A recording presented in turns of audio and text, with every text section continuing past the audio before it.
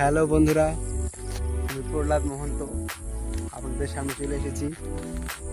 এই সব ধানের জমিগুলোতে আমি জল দিয়েছি অনেক কষ্ট করে। সে অনেকটা ভালো হয়েছে এবং বৃষ্টির কারণে জমিতে জল লেগে গেছে পুরোপুরি। জায়গায় জায়গায় শুয়ে পড়েছে ধারে ধারে মাথা ভারী হওয়ার কারণে। তো এতখানিটা আর কি জমিতে ধান লাগিয়েছি। আর আজকে ওয়েদারও একদম চকাচক।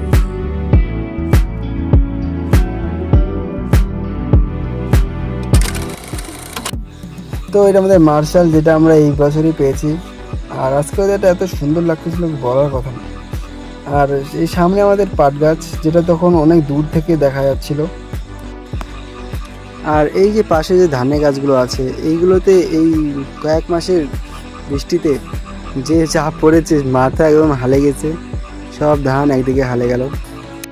কথা তো বলতেই ভুলে গেলাম যে এটা আমার ফার্স্ট ব্লগ। একটু নার্ভাস, কিছু বলতে পারছি না। আর সামনে এটা আমাদের খাড়ি, যেটা কথা বলতে থাকি।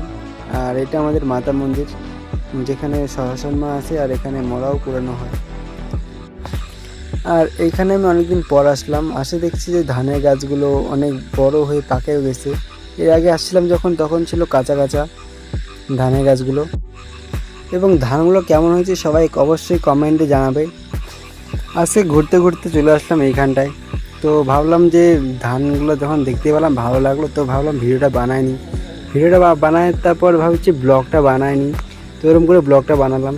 আর এইখানটাতে ডান্স করতে আমার ফ্লিপ প্র্যাকটিস হয়েছে। আর ওয়েদার একদম চমৎকার, আমার মনটা একদম চমৎকার হয়ে আছে। ভিডিওটা বানালাম। Bye bye.